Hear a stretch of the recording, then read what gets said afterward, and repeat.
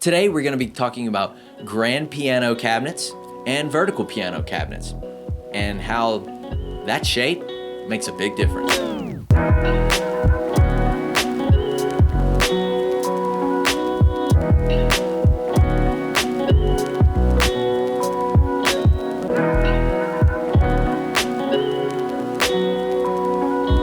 So soundboard and cabinet have a ton to do with the sound itself and the projection of the strings vibration. Think about a speaker and you're at a concert and you've got that big old massive rack of speakers and you're in the front row and you're looking at it. The cone is concave comparatively to where you're standing. The speaker curve, we should sort of want the player to experience that, right? If you look at a grand piano, it's hovering off of the ground. So we've got this space in between that cone shape and the floor or another surface area. In a vertical, that concave shape is towards a wall. It gets put up against a structure that absorbs sound. So I would assume that you're putting a vertical piano up against the wall. Most people do if it's in a home. If you're using it to rehearse with and things, sometimes schools will leave a vertical piano sort of out in the middle of a room, like universities and things, but most of the time you're gonna find that a vertical piano is pushed up against the wall. That speaker shape is literally directionally sending sound waves that are being absorbed by that surface on the backside of that vertical piano. You're standing stage side during the concert, not getting the full presence of that audio when you play a vertical piano.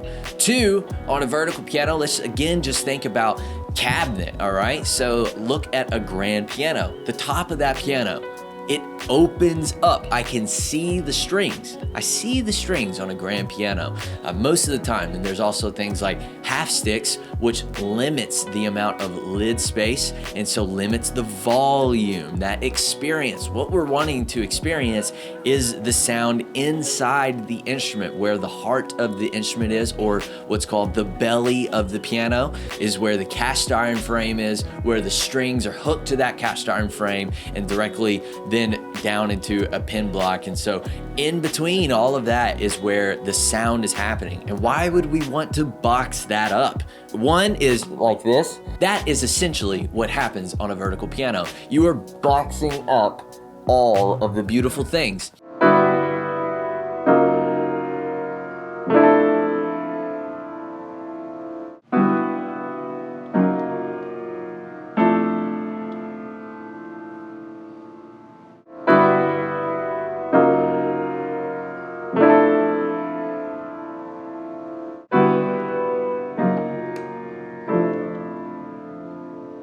It doesn't make it less useful for you if you have a limited space in your home or in your studio space or wherever you're gonna put your instrument, then yeah, a vertical piano might be the perfect solution because you're fitting that acoustic instrument into a space that it normally wouldn't, which was the whole purpose of the advent of it. We wanted to be able to put more of these instruments into more places, and having something that takes up more surface area, it's obviously gonna be a problem for some people. If you look at the thing behind me, this is a more optimal listening experience of how a vertical piano should be. This is actually kind of how you would want it. If we were to really want to hear everything that's going on inside that vertical piano, I would pull it away from the wall and I would take all the front skirts off of it and obviously leave the action in it so I could play it. So just off cabinet alone, at the shape and where that piano sends its sound and what covers the things that send you sound, that makes a big difference in value to someone else of whether or not they can use it for a performance space. Because I guarantee you, if you cover it up, people are not gonna be able to hear it, which is why you see grand pianos always facing the audience, where the lid is angled toward the audience in order to project that sound. And so it does have a function. Shape a grand, shape in a vertical. Let's literally look at the curve. The curve of the grand is another thing that actually adds value to that instrument and the beauty of its tone and sound. Think about a bell. Think about the Liberty Bell and how it's got those nice curves. Yes, it curves down to the bottom. And if you were to imagine that you cut off this other side of a bell, that is how the piano is supposed to be shaped. It's supposed to look like a bell, and that actually is what helps project the sound at you. Now think about the vertical. How is it shaped?